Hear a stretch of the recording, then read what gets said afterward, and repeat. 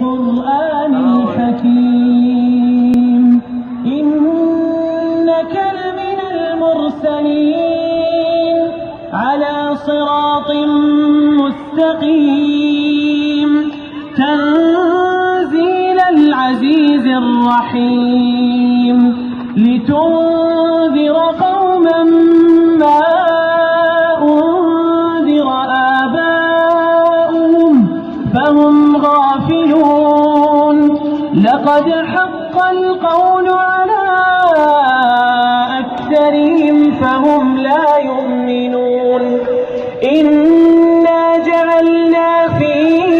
أعناقهم أغلالا فهي إلى الأذقان فهم مقمحون وجعلنا من بين أيديهم سدا